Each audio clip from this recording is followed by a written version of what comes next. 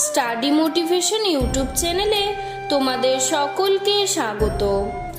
আজকে আমি স্বাধীনতা দিবসের খুব সুন্দর একটি বক্তৃতা আলোচনা করব। নমস্কার বন্ধুরা, আজ 15ই আগস্ট।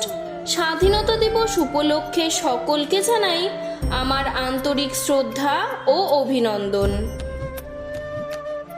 আজ এই শুভ দিনে ভারত মাতার শহীদ বীর সন্তানদের জানাই শতকোটি প্রণাম। আমরা ভারতীয়, তাই প্রতিটি ভারতীয় নাগরিকের কাছে আজকের দিনটির গুরুত্ব অপরিসীম।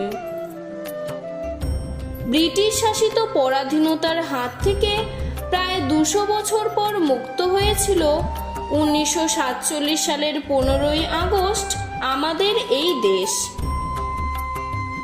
তাই এই ঘটনাটিকে স্মরণীয় করে রাখার জন্য প্রতি বছর 15ই আগস্ট তারিখে ভারতবর্ষে স্বাধীনতা দিবস পালন করা হয়। এই দিন সারা ভারতে জাতীয় পতাকা উত্তোলন, কুচকাওয়াজ, বিভিন্ন সাংস্কৃতিক অনুষ্ঠানের আয়োজন করা হয়। সারা দেশের মানুষ জাতি, ধর্ম, বর্ণ ভুলে ঐক্যবদ্ধ হয়ে সংস্কৃতি প্রদর্শন করেন।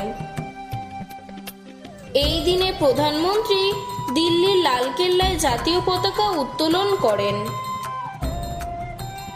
এই স্বাধীনতা দিবস আমাদের মনে করিয়ে দেয় যে আমরা ভারত মাতার সন্তান।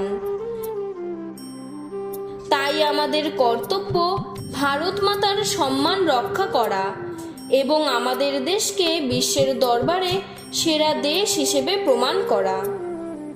জয় হিন্দ, ভারত মাতা কি জয়।